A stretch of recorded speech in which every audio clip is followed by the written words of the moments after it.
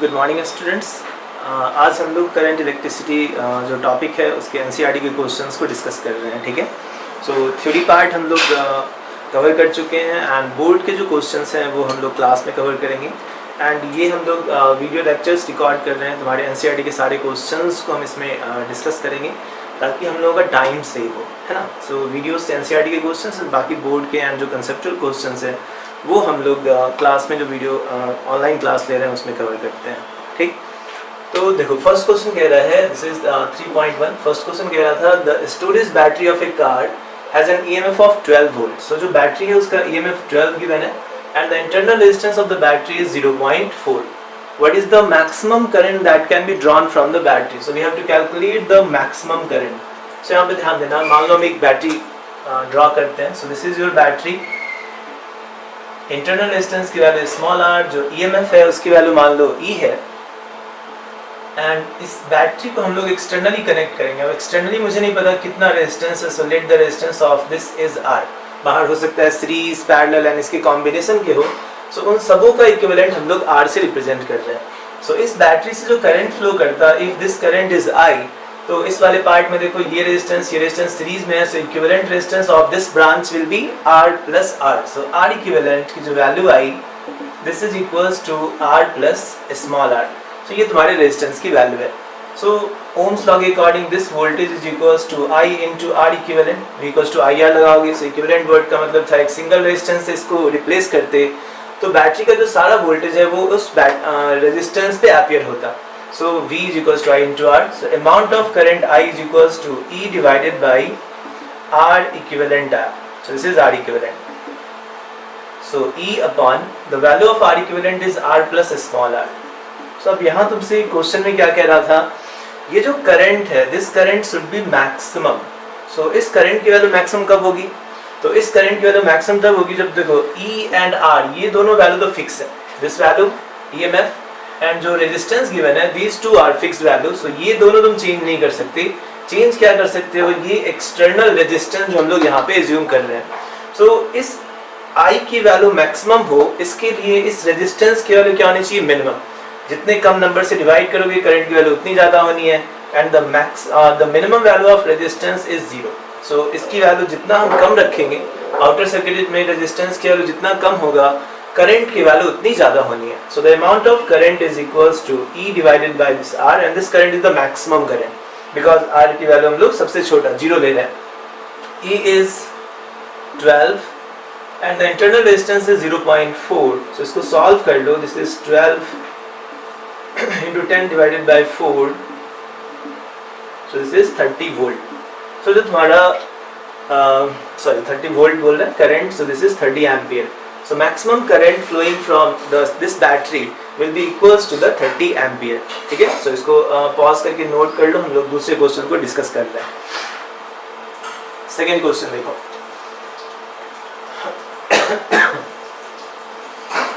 the second question says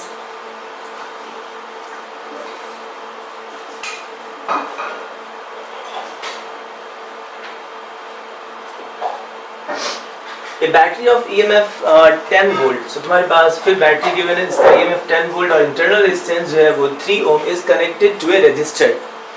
If the current in the circuit is 0.5 ampere, what is the resistance of the resistor and what is the terminal voltage of the battery when the circuit is closed? तो सबसे पहला तो हम लोग फिर एक battery को draw कर रहे हैं जिसका EMF और इंटरनल रेजिस्टेंस तुम्हें गिवन है। So the value of EMF, let this battery EMF this is 10 volt और the internal resistance is 3। इस बैटरी का ये दो टर्मिनल है। so हमें इस क्वेश्चन में दो चीजें फाइंड करनी है और इसको कह रहा है कि जब हम लोग एक्सटर्नल सर्किट में कनेक्ट करते हैं जिसका रेजिस्टेंस नहीं गिवन है, तो ये बैटरी कितना करंट फ्लो करवा रहा है, if the current in the circuit is 0.5 ampere. So यहाँ से निकलने वाला जो करंट है this is 0.5 ampere. Amount of current flowing through the battery is 0.5। So current given था तो ये R निकालना, तो फिर भी अभी हम लोग डिस्कस किए थे total voltage V is equals to I into the R equivalent. R equivalent ये दोनों रेजिस्टेंस सीरीज में है, so this comes out R plus 3। This is your R equivalent and question में जो जो वैल्यूज गिवन है उसको रख लो। So 10 and the amount of current is 0.5. Resistance की वैल्यू हमें काउंट करनी है और this resistance is 3. So this comes out n 5 2 0, this is 20 is equals to R plus 3R. So the external resistance is equals to 20 minus 3, this is 17 ohm. So the resistance in the outer circuit is 17 ohm. So 17 ohm का resistance तुम यहाँ पे connect कर रहे हो तो battery जो है वो 5 एम्पियर का करंट फ्लो करवा रहा है. तो हम लोग इंटरनल ये रेजिस्टेंस निकाल लिए. सेकेंड क्या कह रहा था, what is the terminal voltage of the battery when the circuit is closed. तो अब देखो टर्मिनल वोल्टेज क्या होता है. These are the two terminals of the battery. So A and B ये तुम्हारे इस बैटरी के टर्मिनल्स हैं. अब इसके वोल्टेज की वैल्यू तुम ऐसे भी निकाल सकते हो. इस साइड से जाओ किरचॉफ लॉ लगा करके, हम थ्योरी में एक्सप्लेन कर चुके हैं. यहाँ से आगे जाओगे तो प्लस से माइनस लॉस, फिर करंट इस साइड आ रहा था, that current is 0.3. So 0.5 into 3 इतने का गेन हो जाएगा and that equals to VB. लेकिन हम ऐसे नहीं जाकर के डायरेक्ट इस साइड से आ रहे हैं क्योंकि यहाँ पे एक ही रेजिस्टेंस है. तो टर्मिनल वोल्टेज क्या होगा. So terminal voltage VAB, this is also the terminals of this resistance, है ना. तो रेजिस्टेंस के क्रॉस जितना वोल्टेज आएगा वही वोल्टेज इसके क्रॉस भी होना है. सो resistance is also connected about the point A and B. So resistance के क्रॉस का वोल्टेज और इसकी टर्मिनल वोल्टेज की वैल्यू सेम आनी है. तुम्हें जिस तरह से लगता है तुम बना सकते हो. यहाँ से यहाँ तक जाकर के वैसे भी निकालो, सेम आंसर आएगा. ऐसे जाओगे तो कितना होता है देखो. ओम्स लॉ के according this voltage is equals to I into R. So I into resistance R लिखोगे. I इस ब्रांच में 0.5 एंड जो रेजिस्टेंस की वैल्यू था, ये रेजिस्टेंस कितना निकाले हो 17. सो 8.5 वोल्ट. सो इतने वोल्ट का जो है तुम्हारा टर्मिनल वोल्टेज एम्पियर हुआ.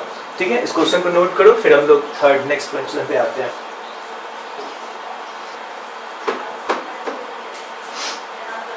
सो थर्ड क्वेश्चन कह रहा है 3 resistance 1 2 and 3 are combined in series. What is the total resistance of the combination? ये हम लोग 10th क्लास से करते हैं. सो 3 रेजिस्टेंसेस अगर तुम्हारे सीरीज कॉम्बिनेशन में है 1 2 and 3 का, this is 1 this is 2 and this is of 3 ohm resistance, दोनों सीरीज में कनेक्ट किए. तो इसका इक्विवेलेंट रेजिस्टेंस पहले पूछ रहा था. What is the total combined resistance. So the equivalent resistance in series combination is the sum 1 plus 2 plus 3 and this is your 6 ohm. So total resistance is 6 ohm. Yeah. Next क्या कह रहा है. If the combination is connected with a battery of 12 EMF and negligible internal resistances, obtain the potential drop across each resistors. So तुम्हारे पास इसके cross हम लोग अब battery लगा. मान लो बैटरी वैसे दिखा दे रहे हैं. So this is the battery और ये फर्स्ट पार्ट था इसका. इस बैटरी का वोल्टेज तुम्हें गिवन है 12 और इसका इंटरनल रेजिस्टेंस नहीं है. So इस बैटरी में अपना कोई रेजिस्टेंस नहीं था. अब पूछ रहा है कि बताओ potential drop across all 3 resistors. इसके क्रॉस का वोल्टेज, इसके क्रॉस का वोल्टेज, इसके क्रॉस का voltage. Because these resistances are connected in series combination. So हर के क्रॉस वोल्टेज क्या होगा वो डिफरेंट आता है ना. सो इसके क्रॉस वोल्टेज क्या लिखोगे तो ohm's law I into R. इसके क्रॉस का वोल्टेज भी I इंटू आर. इसके क्रॉस का वोल्टेज भी I इंटू आर. इस तीनों में करंट की वैल्यू क्या होनी है सेम. तीनों सीरीज में है so current will be same. तो पहले हम करंट निकालते हैं. So from Ohm's law, total voltage V is equals to I into the R equivalent सारे पूरे सर्किट का, है ना. So यहाँ से 12, ये सब हम बता चुके हैं. ये 12, इसको 12 वोल्ट नहीं मिल रहा है, इसको 12 वोल्ट नहीं मिल रहा है ना, क्योंकि ये बैटरी का वोल्ट जो है तीनों पे डिवाइड होता. यहाँ पे इस बैटरी का वोल्टेज इसमें डिवाइड हो रहा है, इसलिए हम ये नहीं लिख देंगे कि V equals to I into R की जगह पे 1. पूरे इक्विवेलेंट पे ये 12 वोल्ट अप्लाइड होगा. So we write this equation. So I into the R equivalent value you get is 6. So the amount of current I is equals to 12 divided by 6 or 2 ampere. So amount of current flowing through this is 2 ampere. So हम लोग तीनों में voltage निकाल सकते हैं. अब इसमें हमें करंट मालूम है और इसका रेजिस्टेंस मालूम है. So इसके क्रॉस का ड्रॉप क्या लिखोगे. So potential voltage drop across 1 ohm. So 1 ohm के क्रॉस कितना होना है तो I into R. So I की वैल्यू 2 और रेजिस्टेंस जो है इसका 1. So this is 2 volt. तो इसके क्रॉस 2 वोल्ट मिला. Voltage drop across 2 ohm resistors will be again I into R.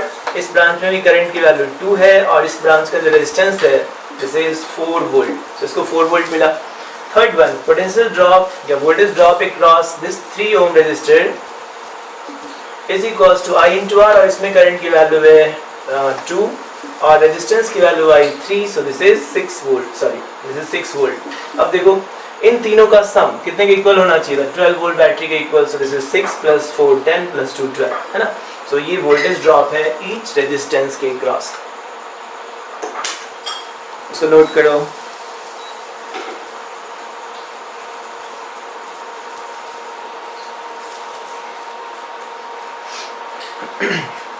Next question,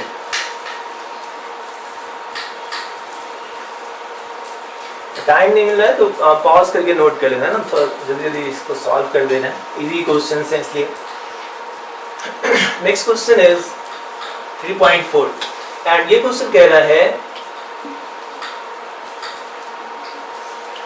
3 resistors 2, 4 and 5 are combined in parallel, so तीनों को पैरेलल में ज्वाइन करते हैं, so there are 3 resistances 2 ohm and then another is 4 and the third one is of 5, all are connected in parallel combination, so ऐसे join कर लेते हैं, so they are connected in parallel and इसके बीच फिर से कह रहा था तो हम सर्किट को एक ही डायग्राम में एक्सप्लेन कर दे रहे हैं एक ही बार।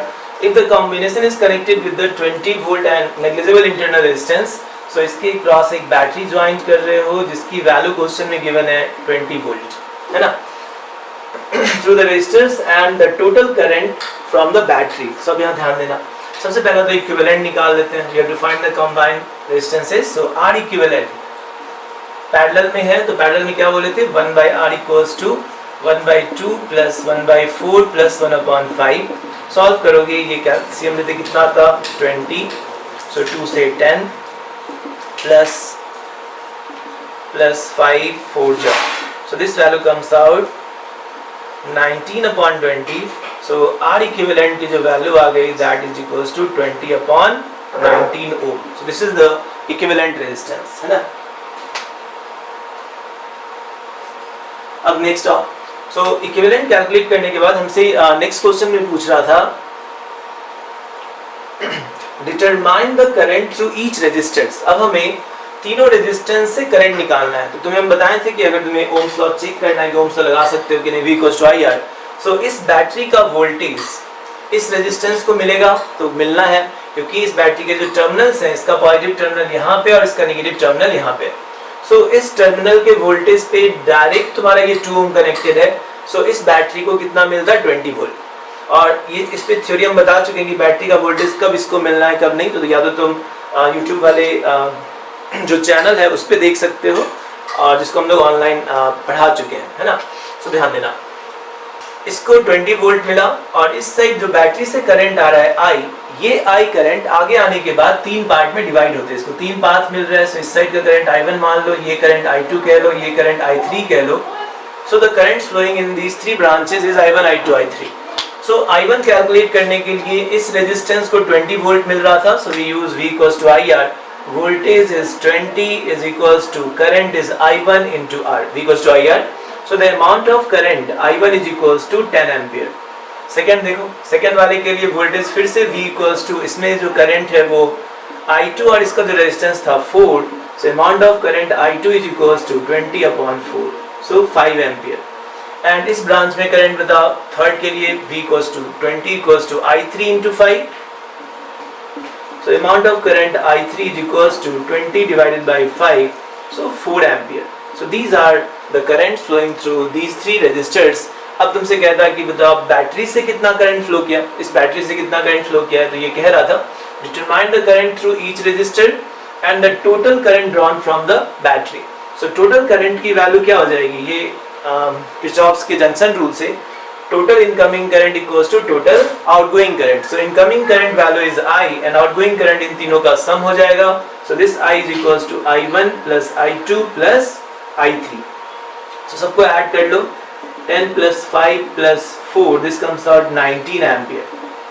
So total current from the circuit is 19 ampere। इसको नोट करो।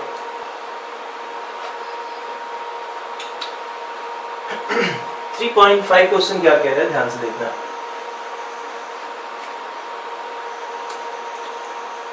This question says at room temperature the resistance of heating element is 100। सो कोई रेजिस्टेंस है जिसकी वैल्यू तुम्हें 100 गिवन है.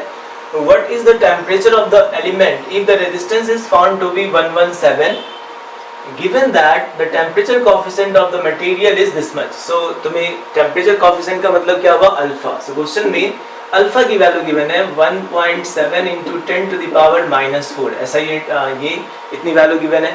और तुम्हारे पास ये रेजिस्टेंस गिवन है कब? जब रूम टेम्परेचर पे थे. और ये रेजिस्टेंस जब होगा उस समय का तुमसे टेम्परेचर पूछ रहा है ना. What is the temperature of the element? So हम लोग ये जानते हैं रेजिस्टेंस का जो वैल्यू है वो टेम्परेचर पे क्या होता है? डिपेंड करता है. So अगर तुम टेम्परेचर बढ़ाओगे तो रेजिस्टेंस की वैल्यू इंक्रीज होती. मेटल के लिए सेमीकंडक्टर्स में उसका उल्टा है.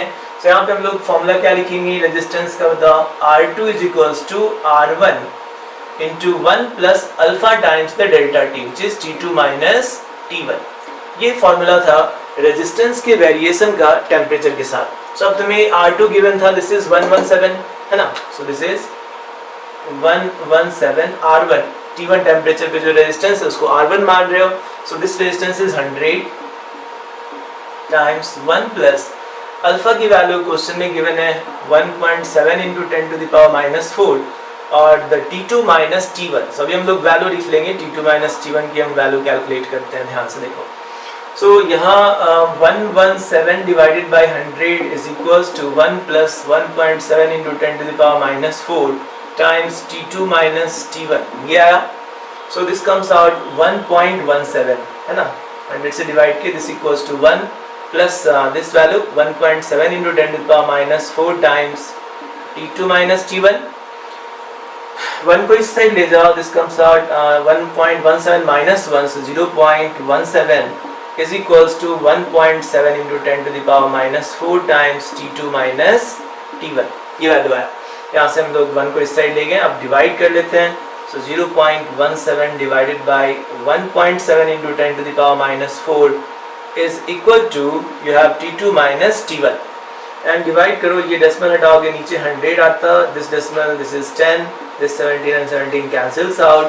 So 10 to the power ये बताओ कितना आ गया. 100 से ये 100 कैंसिल हो जाएगा. 10 to the power -2 रहा. एक 10 से 10 कैंसिल कर लो. 10 to the power -3 ऊपर लेके जाओगे तो कितना हो जाता? 1000. This is equals to T2 minus T1. So the resistance temperature T2 की वैल्यू कितनी आई? So this is 1000 plus T1. 1000 plus T1. T1 कितना था? 27. So we have 1000 plus 27. This is 1027. This much degree centigrade. तो ये तुम्हारा temperature है जिसपे resistance की जो वैल्यू है वो कितनी हो गई? 11.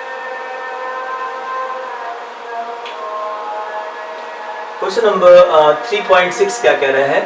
A negligible small current is passed through a wire of length 15 meters. So तुम्हें क्वेश्चन में L की वैल्यू गिवन है.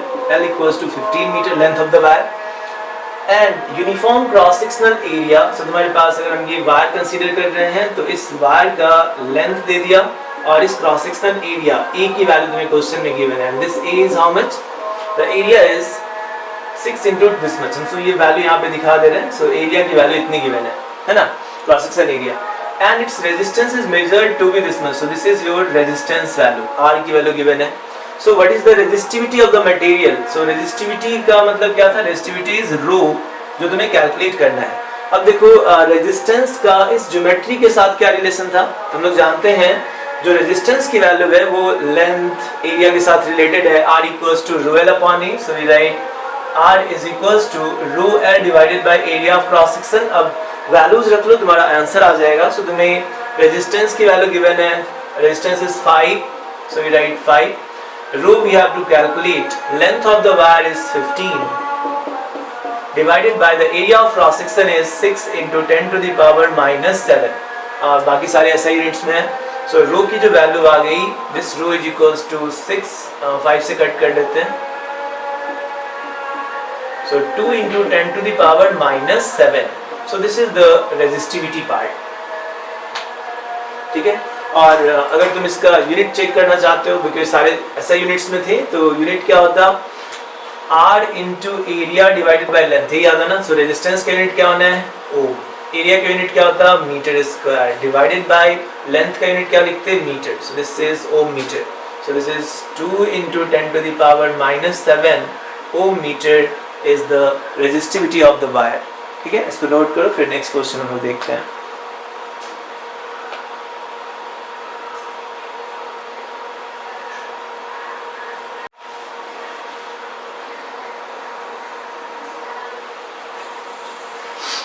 देखो क्वेश्चन नंबर 3.7 क्या कह रहा है. A silver wire has a resistance at इतना डिग्री सेंटीग्रेड. सो ये जो रेजिस्टेंस है ये R1 हो गया और टेम्परेचर की वैल्यू तुम्हें मालूम है T1 डिग्री सेंटीग्रेड पे इतना है. And resistance 2 point, this is your R2 at this value is your T2, है ना. सो टेम्परेचर बढ़ाने से रेजिस्टेंस चेंज हो रहा है. अब तुमसे आगे कहा determine the temperature coefficient. So you have to calculate the value of alpha. तो हम लोग जानते हैं रेजिस्टेंस का वैल्यू क्या लिखोगे, R इज इक्वल्स टू यानी R2 is equals to R1 into 1 plus alpha times of T2 minus T1. ये फॉर्मूला था और इसमें तुम्हें वैल्यूज गिवन है. सो उस वैल्यूज को रख लो. हम यहाँ पे सॉल्व करते हैं. R2 is how much, R2 is 2.7 is equals to R1 is 2.1 and this times the 1 plus alpha times T2 minus T1. So T2 is 100 minus T1 is 27.5. This is the value 1 plus alpha times T2 minus T1. and यहाँ पे इसको solve कर लोगे तो 2.7 divided by 2.1 is equals to, या 1 को भी फिर इस साइड ले आओ तो -1 is equals to alpha times this value is how much, 0.5 and 972 and here 9 minus 2 7, so 72.5. so this is the value. अब इसको सॉल्व करते हैं. माइनस कैंसिल, so 3 से कट करोगे. so this turns out alpha times 72.5 is equals to 9 by 7 minus 1. so this is 9 minus 7. this is 2 divided by 7 is alpha into 72.5. so the value of alpha is 2 by 7 into 72.5. so अब इसको solve करो, you will get the answer. ठीक है.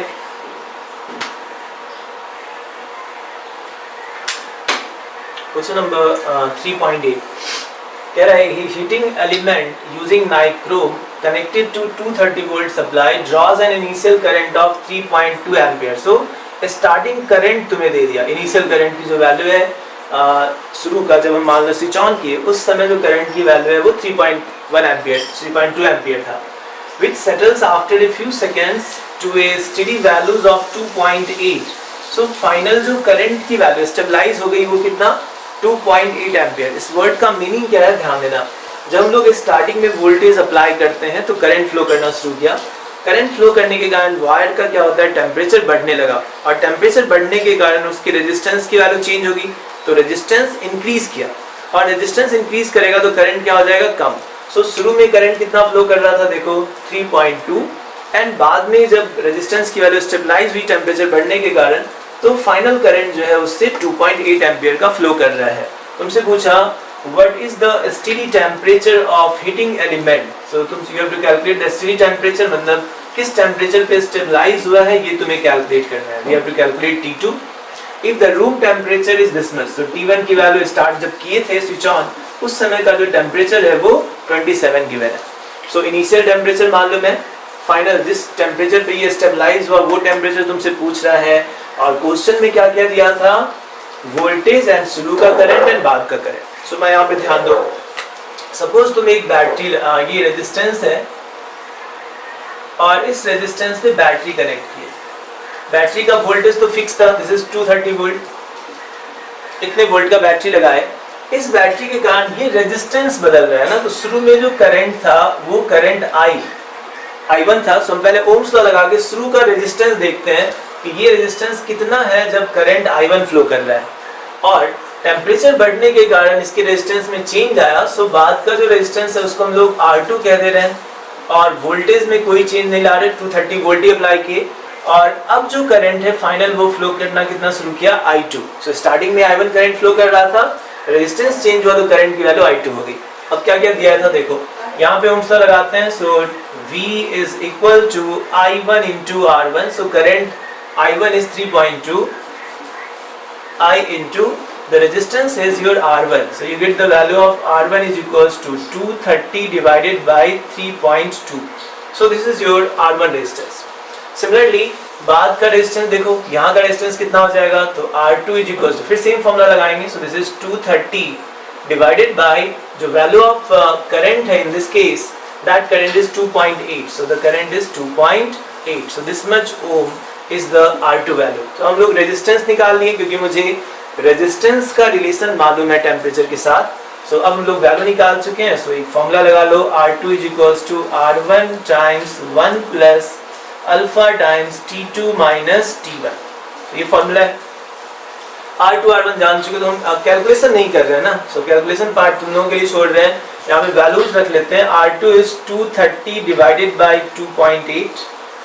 R1 इज 230 divided by 3.2. This value times 1 plus alpha times, alpha question में given है, the temperature coefficient of the nichrome average over the temperature range involve is this much. So कह रहा है alpha की value, temperature बदलने के कारण भी अल्फा बदलता है. ठीक है, ये हम लोग पढ़े थे थ्योरी वाली पार्ट में, resistivity changes with temperature and the nature of the wire. लेकिन इस क्वेश्चन में क्या बोला, ये जो तुम टेम्परेचर का रेंज कर रहे हो, रेंज की वैल्यू जो चेंज हो रही है टेम्परेचर की, पहले यहाँ का टेम्परेचर 27 था और बाद का टेम्परेचर T2 हो रहा है. टेम्परेचर चेंज होने के कारण ये जो अल्फा है ये चेंज नहीं हो रहा है. ये क्वेश्चन में कह रहा है कि एवरेज वैल्यू जो है इस दो टेम्परेचर के बीच में उस वायर की इतने के इक्वल है. So alpha is not changing. So the temperature coefficient of the resistance or averaged over the temperature range is this much. So alpha is given 1.7 into 10 to the power minus 4 and then T2 minus T1. T2 हम लोगों को calculate करना है और starting का जो temperature था that T1 is 27. तो अब यहाँ ध्यान दो, ये 230 cancel, this is 3.2 divided by 2.8 is equals to, या 1 को भी इस साइड ले आते हैं, -1 is equals to 1.7 into 10 to the power minus 4 and T2 minus 27. अब हम कैलकुलेशन तुम्हारे लिए छोड़ रहे हैं, इसको सॉल्व करके तुम T2 कैलकुलेट कर सकते हो. इसमें सारी चीज़ें मालूम है, only T2 is unknown, so you can find the value of T2. इसको सॉल्व करो एंड नेक्स्ट क्वेश्चन देखते हैं. 3.8 लिखना. वैसे देखने में जो ये सर्किट है तुम्हारा, this looks like the Wheatstone bridge, है ना. व्हीटस्टोन ब्रिज का भी जो अरेंजमेंट था वो इसी तरह से था.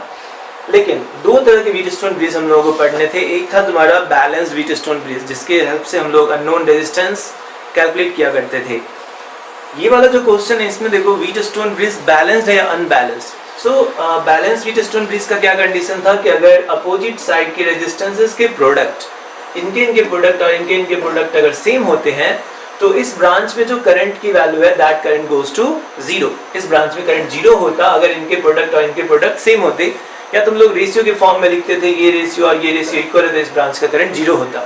लेकिन यहाँ पे इनके प्रोडक्ट 0 नहीं, इक्वल नहीं है. So this is 100 and this is 25, so this is unbalanced Wheatstone bridge.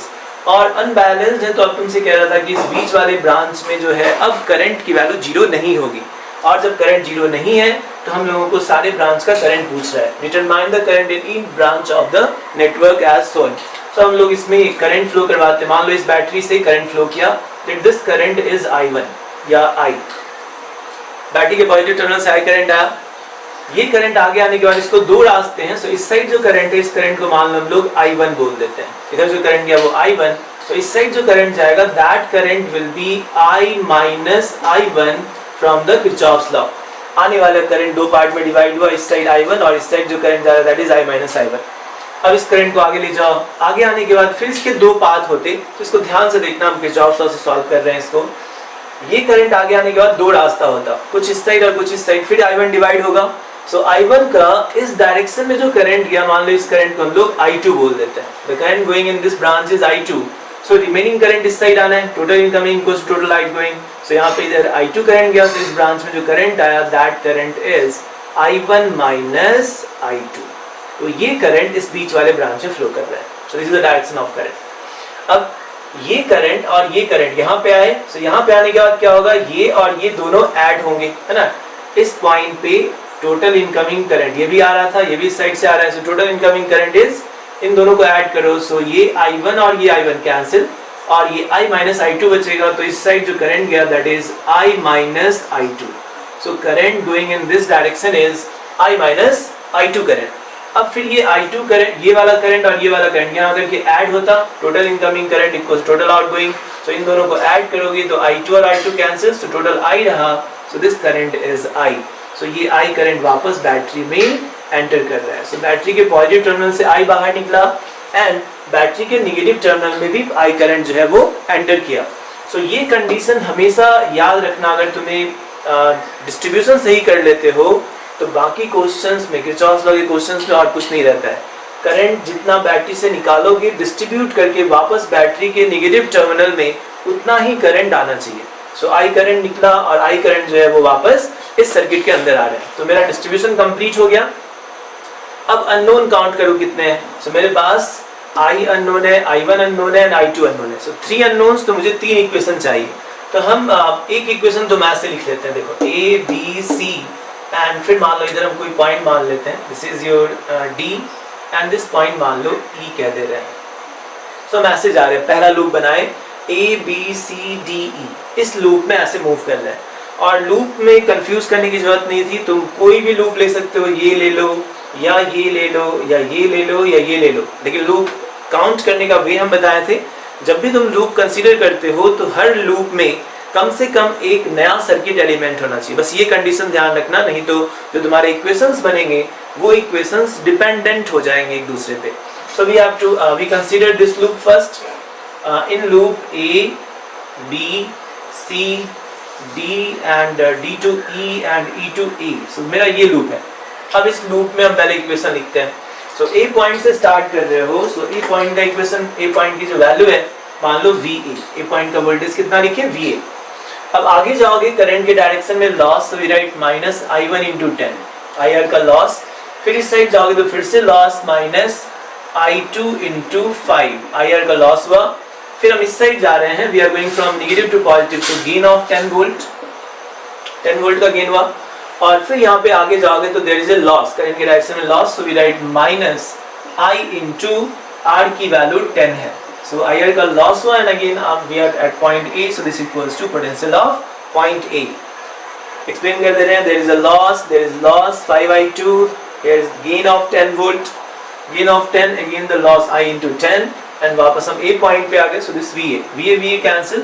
तो पहला इक्वेशन आप देखो, सब में जो है 5 से डिवाइड कर लो, या पहले हम इक्वेशन लिख लेते हैं. This term, this term, this term, all are negative. दूसरे साइड ले जाओ. So equation is 10I1 plus 5I2 and then plus 10 times the I. This is equals to 10. ठीक है. This is positive, positive and positive. थोड़ा सा बस patience से बनाना questions को, लंबा होगा लेकिन ऐसा कुछ नहीं है, बस कैलकुलेशन कर रहे हो. ठीक है. अब हम इसे 5 से डिवाइड कर लेते हैं, कैलकुलेशन देखते रहना. सो this is 2 times I1 plus 5 से डिवाइड करोगे तो ये I2 प्लस 5 से डिवाइड किए तो 5 2 2 times of I is equals to 5 2 0. This is your first equation. So equation 1 मेरे पास ये एक इक्वेशन आ गया. ठीक है, इसको नोट करना.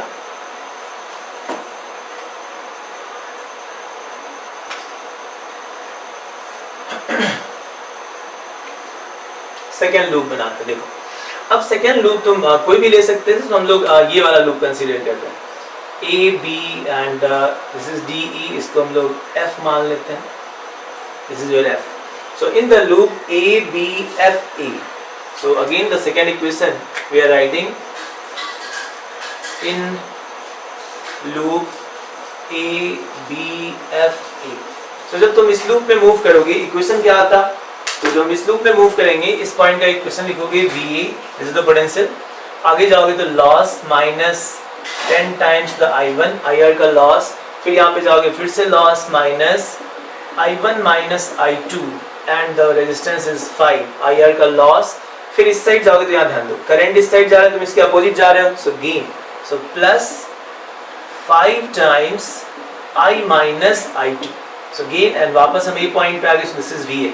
फिर चेक कर ले रहे हैं, there is a loss 10I, again the loss I into R. So this is the loss and here current के अपोजिट जा रहे हो. So gain 5 times of I minus I2 और I1, दिस इज I1 है ना.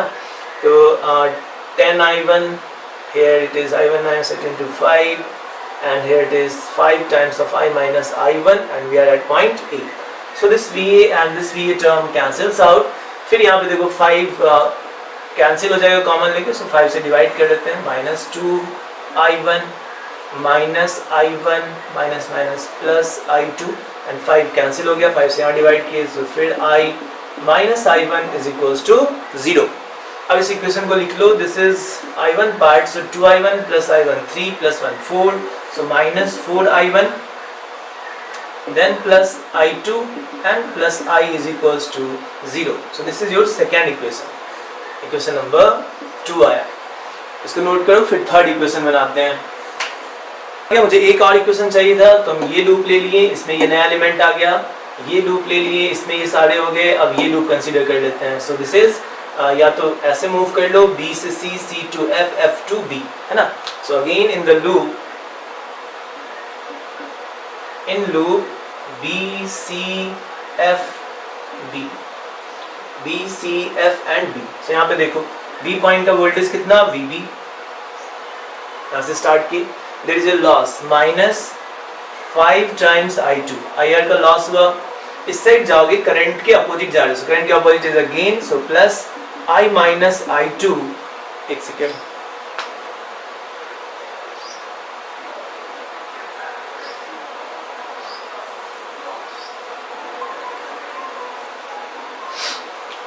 देखो.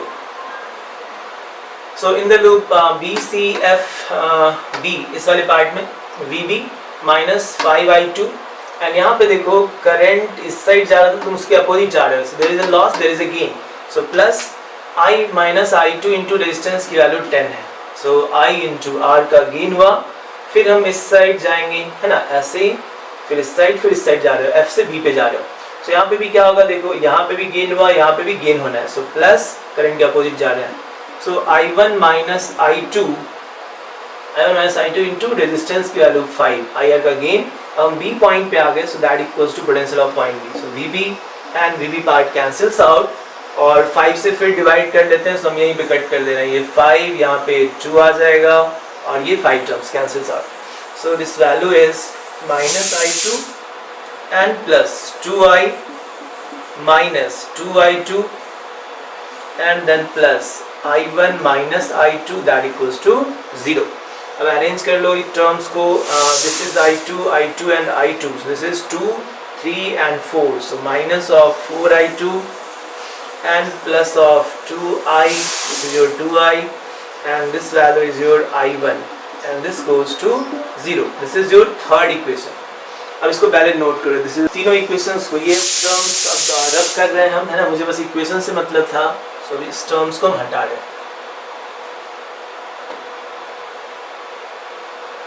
सो this is your second equation, and बाकी third equation ध्यान देना.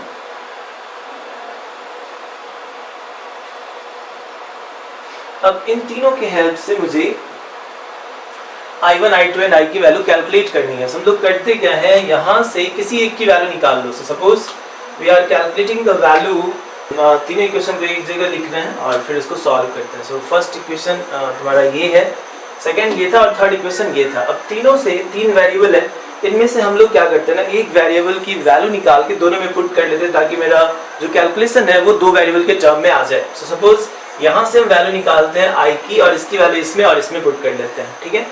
So from this equation calculate the value of I.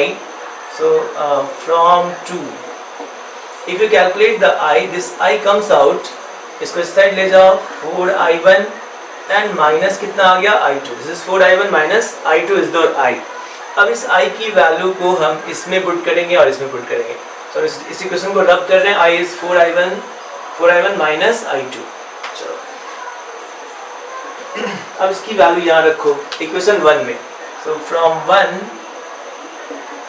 this is 2 times of I1 plus I2, and the 2 times of I, the value of I is 4i1 minus I2, and this is 2 times of I is equals to 2 आया, and so solve करोगे, ये यहाँ पे आया था 4 to 8 I1 minus 2 times of I2, and बाकी term ऐसे थे.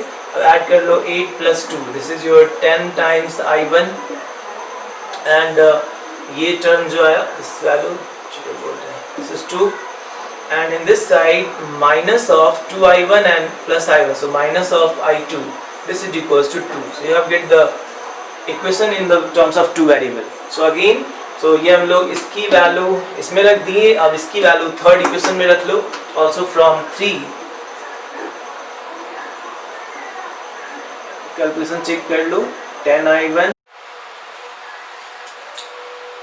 तो देखो सो हम लोग इसकी वैल्यू जो है फ्रॉम इक्वेशन 2 इसकी वैल्यू 1 में रख लिए, इस इक्वेशन में रख लिए तो तुम्हारे पास ये इक्वेशन आया, और इसकी वैल्यू हम लोग इस इक्वेशन में रख रहे हैं थर्ड वाले में, है ना. तो इसमें वैल्यू रखोगे तो कितना आता है देखो -4I2 plus I1 this one and plus 2 times the I. The value of I is how much? I we have found 4I1 minus I2, है ना. This is 4I1 minus I2 is your I1. So 2 times this दोनों term लिखिए 4I2 plus I1 and plus 2 times of I is 4I1 minus I2, ये value है, and this term equals to 0. 4I2 plus times I1 and 2 times the I is 4I1 minus I2. ठीक है, अब इसको solve करते हैं. तो यहाँ पे जो इक्वेशन निकालोगे दिस कम्स आउट, 2 से मल्टीप्लाई कर लो, this is 8 times of I1 minus 2 times the I2 equals to 0 आया, and इस साइड अब ऐड कर लो minus 2I2 and 4I2, this is minus of 6I2 and 8I1 and plus I1, this is 9 times of I1 equals to 0 आया. So we have 6I2 is equals to 9I1. So 3 से cut कर लेते हैं, so 3 2 जा, so 2I2 is equals to 3I1, है ना. 3 2 जा is equals to 3I1. So I2 की वैल्यू कैलकुलेट कर लिया यहाँ से, I2 is equals to 3/2 times the I1. I2 आ गई 3/2 times the I1. अब हम लोग I2 की वैल्यू इस इक्वेशन में डाल देते हैं तो I1 आ जाएगा. So consider this as equation A. So from A equation से 10 times the I1 minus the value of I2. I2 is 3/2 times the I1. This is your I2, and this comes out 2. So ये 2 के equal है. So 20I1 minus 3I1 divided by 2 is equals to 2 आया.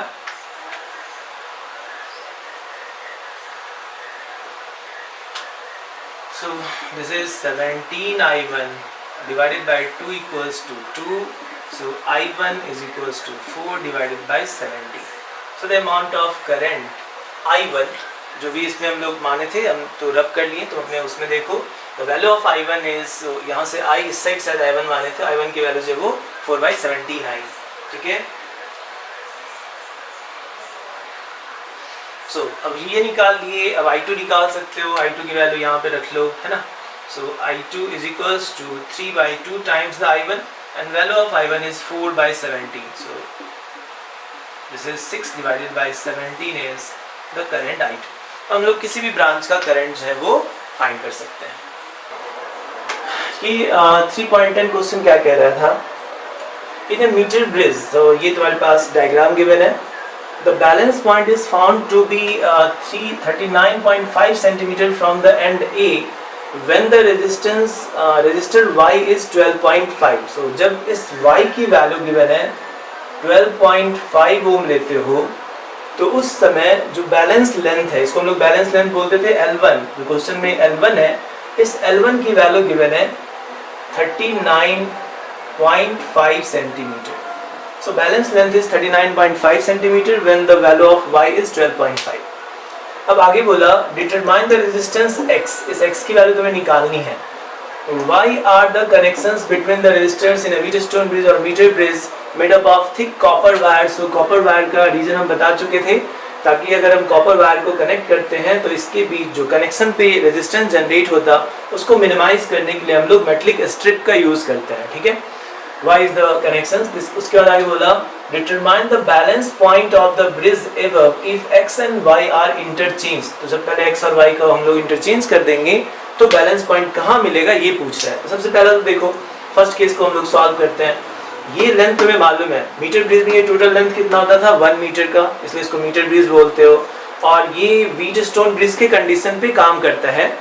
अगर इसमें current की value 0 आई, इसको हम लोग इस तरह से स्लाइड करवाते हैं ताकि इस गैल्वेनोमीटर में करंट 0 आ जाए, और ये 0 आया तो इसका और इसका प्रोडक्ट और इसका प्रोडक्ट क्या था, सेम है ना। तो ये और रेजिस्टेंस रो एल बाई ए, और फाइनल रिजल्ट हम लोग निकाले थे तो हम डायरेक्ट यूज कर रहे हैं उस रिजल्ट को। This is x multiplied by x into ये length which is 100 minus L1 is equals to this y multiplied by, and this length is your L1. So this into this and this into this are equal. अब यहाँ पे values रख लो, x की value कितनी थी, x मुझे निकालना है, so what is the value of x, and this is 100 minus the value of L1 is 39.5, so 39.5 centimetre में, और the value of y is 12.5, ये y given है, and the L1 की वैल्यू 39.5 है, so 39.5। so यहाँ से x निकाल सकते हो, x is 12.5 into 39.5 divided by, इसको माइनस करो तो this is 0.5, 990, 9 minus 3 6, तो 60.5 आया है ना, 5501, 9 plus 1 10, 6.40, ठीक है। सो दिस वैल्यू, एंड इसको हम लोग डिवाइड करके सॉल्व करेंगे। डिवाइड करो कितना आ रहा है, सो 8.16 हम लोग कैलकुलेटर से हम सॉल्व किए। This is 8.16, this come solve 8.16, so this much हो, चेक कर सकते हो तुम लोग कैलकुलेट करके, तो सिंपल सॉल्व डिवाइड करो, you will get this value. So हमें x का जो रेजिस्टेंस है ये फाइंड कर लिया। अब x के बाद अब नेक्स्ट क्वेश्चन क्या बोला, ध्यान से देखना। तो मेरे पास जो डायग्राम है हम इसी में एक्सप्लेन कर रहे हैं तुम लोगों को। नेक्स्ट क्वेश्चन कह रहा था if we interchange x and y position, so हम x के जगह पे y और y के जगह पे x लिख रहे हैं। तो अब हम यहाँ पे क्या कनेक्ट करेंगे, इस पॉइंट पे x ऐसे दिखा रहे हैं, और इस वाले पॉइंट पे क्या कनेक्ट कर रहे हो, y, so this is your value of y। सो अब यहाँ पे x ले आए और इस पॉइंट पे y, पहले क्या था, इस वाले पॉइंट पे y था, सो y के जगह पे x लिखे, और यहाँ पे x था, x की जगह पे y लिखे। तो अब x की वैल्यू कितनी है, x की वैल्यू कितनी निकाले, x is 8.6, this is 8.16, y की वैल्यू कितनी निकाले, the value of y was given, the value of y was 12.5, so this is 12.5। अब नल पॉइंट जो है L, इसकी वैल्यू मुझे कैलकुलेट करनी है कि अब ये नल पॉइंट कितने डिस्टेंस पे मिलेगा। सो सेकंड में अगर हम इंटरचेंज कर दिए डिस्टेंस को, तो नल पॉइंट का पोजीशन फाइंड करना है, ठीक है। तो अब ये कैलकुलेट करने के लिए फिर से क्रॉस मल्टीप्लाई करो। तो if you cross multiply you get y, so 12.5 multiplied by this length which is 100 minus L1 is equal to 8.16 multiplied by this length, and this length is the L1। तो यहाँ पे सारे terms तुम्हें मालूम है, बस L1 अननोन था, तो चलो डिवाइड करके सॉल्व कर देते हैं। 100 minus L1 is equals to 8.16 divided by 12.5 times the L1, है ना। सो 100 इज इक्वल्स टू कितना आ गया, L1 को इस साइड ले जाओ, दिस इज 1 कॉमन ले रहे हैं, 1 plus 8.16 divided by 12.5 times the L1, ठीक है। So we get the value of L1 is equals to 100 into 12.5 divided by, this is 12.5 plus 8.16, ठीक है। अब इसको डिवाइड करो and you get the value of L1 as 60.5।